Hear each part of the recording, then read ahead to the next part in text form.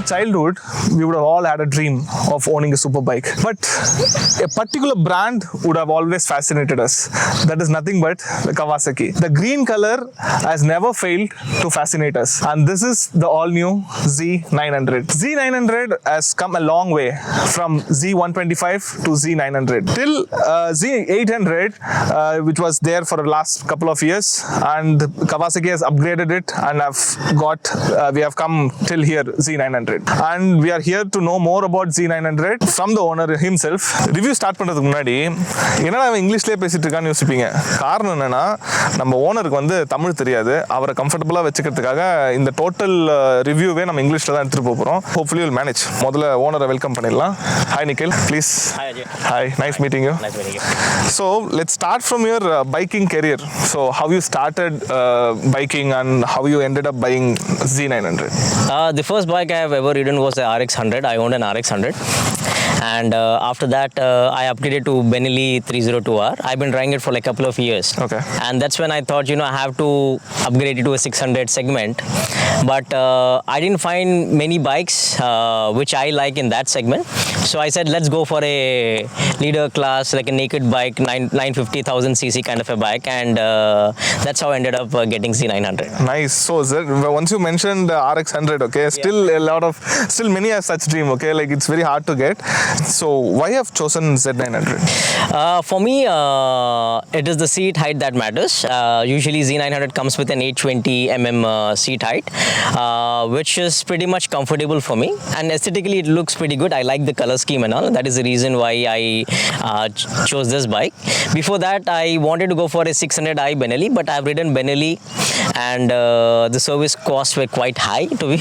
So for that reason, I thought, let me go for a good Japanese bike, and that is the reason I went for a Z900. So have you compared any other bike before buying this? I have ridden Z800 because I initially had a plan of getting a used one, but then I changed it that I wanted to go for Z900. I also had an idea of getting a super sport bike. Okay. But then my whole idea of getting into super bike segment was to also use the bike on daily use as well. Okay. So for me, commuting to the office and all was also important factor. So that is the reason I went for a naked version. I cut short the super sport dream, and I went for a naked version. So I've driven 600i. I test driven 600i. It was pretty decent bike, but then I was happy with Kawasaki. Okay, nice. So do you ride it for city, also for highway, or only for highway? No, I ride it in the city as well. How are you able to manage the heat in a city? Heat, I feel the heat issues only when it's in a traffic, like for like 15-20 minutes. But if it's like a moving way, it doesn't affect much. So I feel the heat, but it's pretty much decent, I would say. So you are able to manage the heat in Z900? Yes. But I own a Ducati, right. So it produces a lot of heat, and in city it is not that easy to manage. But when we come to Kawasaki, so they did a wonderful job in maintaining the heat. When comparing Ducati or any other sports bike, so Kawasaki has did a wonderful job maintaining the heat. Heat management is really good. Right. Nikhil, so we have spoken about something which is really good in Kawasaki Z900, which is the heat management. Right. But from my point of view, there's a downside, which is the backseat comfort. So how is it a comfortable bike for a pillion? It's not at all a comfortable ride for a pillion, and that is the reason I have done a reforming because the OEM, the stock seat is very rock solid. Mm-hmm. It's not comfortable at all. Is this comfortable once you have changed the cushion? Yes, it is. I have done a reforming. I have increased by 10 mm. I put a cushion of 10 mm, which gives a bit of cushioning and comfort to the pillion rider. If we find the link to get this, so we'll put it in the description. Please check it out. And next, one of the major question: what is the cost of maintaining this Z900? See, I have done. This is a very new bike. Only first servicing has been done. It costed me around 9K because I had a lot of accessories to be installed. So on average, it costed me 9,000, and it's due for a second service, which is going to happen in next week. So I'm estimating somewhere around 10K to 11K. Does it have any special service? Like for example, in Ducati we have Desmo service. Does it have any special services which has to be done in any particular kilometers? or just a normal period? Normal periodic like 6 months or 6,000 kilometers. Okay, 6 months or 6,000 kilometers, not yearly one service. No. So, okay, that's good. Okay, so we know super bikes are really fast, which means it is low on mileage, right? So, what is the tank capacity and how much mileage you are getting? It's a 14 liters tank capacity, and I'm getting around 15 on highways, around 12 or 10 in the cities. Oh, that's quite low, no? That's quite low because I have actually, in fact, changed my exhaust, if you have observed. I have a special question. In all my interviews, I'll be asking this one question, which is constant. That is nothing but your happiest moment. See, you have bought Z900, one of the craziest bike out there and most lovable bike out there. So you would have a very special moment buying this bike. Okay, it might be anything, people's reaction or let it be whatever it is. You would have your own special reactions, like a special moment with the bike. May I know what it is? See, when we were childhood, when super bike passes by, everyone turns back and looked at it, right? So this same feeling when I'm riding and people are looking at me, that is the happiest moment for me, because it's all about the sound, the inline four sound. Everyone is crazy about that sound, and I love that moment actually, and I'm quite happy. Nicely said. So Nikhil, we have spoken about your happiest moment. Right. That's a wonderful thing. But we also need to know what are the positives do you see in this particular Z900? The positive I see is that for this price point, this is that comes with a 948cc engine, and no other brands actually offer this kind of engine for that price, that cc. So that's one of the positives of Kawasaki, and the spare parts are quite easy to get. And also they have different types of services in Kawasaki. Like, if you want to have a motul oil to be changed, you can go for it. If you want a Petronas oil, which is in a different segment, you can also opt for that. Okay. So they also have that. Plus they also have a 2 years extended warranty. So that is the reason I just evaluated all these points, and I said Exactly. I could see a lot of accessories has been installed in this bike, so it's very easy to procure that. And this is one of the best thing I could say. Like you have the customization option in servicing, right? Correct. Which is not that easy to find. Correct. Okay. So we have praised Kawasaki. We have told what are the positives, but of course we need to know what are the negatives you are facing. See, negative would be the seat part here, which is very hard. If I have not replaced it, it's very difficult for pillion rider to even sit here for at least 5 or 10 minutes. Okay. So that is the level of comfort it comes with. It's very bad. And another problem what I face with Kawasaki is that the key. You see the key. So what happens is that when the rain or any water goes into the ignition, that key slot, it doesn't actually. I'm not able to switch it on. Okay. It takes around 10 to 15 minutes to do that. Is it common for all Z series? Most of my friends who owns Kawasaki, they have this problem. So I think this has to be changed a little bit from Kawasaki's end. And yes, this is the major problem I have been facing.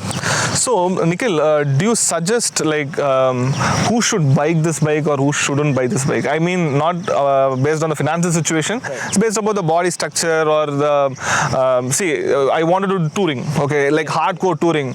Can I buy Z900? So like that, I wanted to know like who can buy and who should not buy. See, the problem with Naked's bike is that the wind blast is very bad.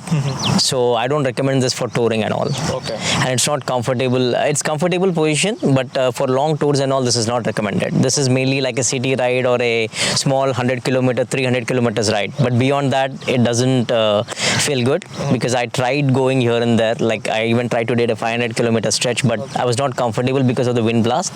So that's one point. Secondly, anyone who wants to get a Z900 should already have an hands-on a 600 or a 300 minimum. 300, after that they should be driving at least 600 to upgrade it to 900. Okay. So that's an important part. I didn't drive a 600. I didn't own a 600, but I had enough experience riding 600 before getting into 900 segment. Exactly. So that is the reason. That's one more thing that I wanted to say. Actually, you very well said. It's a very common thing which everyone should understand. Like you have to upgrade in such a way, like from 300 to 500 or 500 to 600 series cc, and then slowly you have to come to 900 or a later class, right? So that slow upgradation should be there. I get messages in Instagram telling that this is my first bike. What super bike can I buy? Okay, like directly going into like a later class. They wanted later class, not even 600 or 800, 900. Wanted later class. So it's okay. Like you might be fortunate to offered it, but the upgradation should be in such a way like you'll become a responsible rider. Correct. It has to be systematic. And then one more thing I want to add is that I'm a short rider. So I always had this hesitation getting into super bike segment because of my height. But then I was very comfortable riding on Z900. In fact, I've done a foam reduction also just to make sure that, I'm comfortable riding the bike. Okay. So even short riders can go for this kind of a bike. Anyone with a height of 5'4", 5'5" also can go for such bikes. They don't have to back out just because they don't have an height. Okay, nice. That is one of the major thing has been addressed here, I guess. Come on, Nikhil. I just want to know.